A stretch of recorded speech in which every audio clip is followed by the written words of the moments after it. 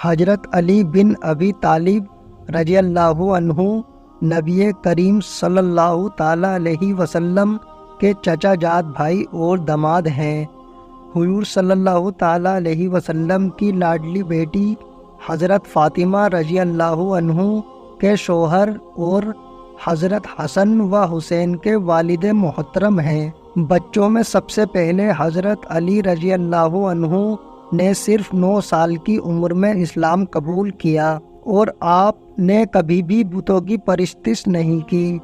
حضور صلی اللہ تعالیٰ علیہ وسلم نے حضرت علی کی پرورش کی تھی۔ وہ ایک نہایت طاقتور اور بہادر انسان تھے۔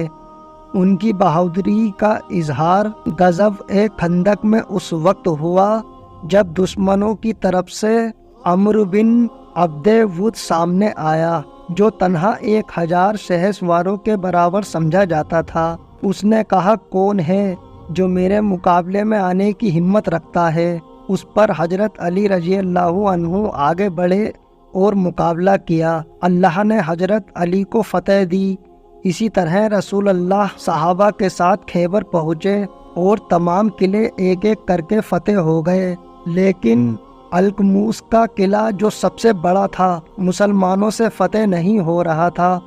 رسول اللہ صلی اللہ تعالیٰ علیہ وسلم نے فرمایا، کل جھنڈا اس شخص کے ہاتھ میں ہوگا جس کو اللہ اور اس کا رسول پسند فرماتا ہے، اور اسی کے ہاتھ یہ قلعہ فتح ہوگا۔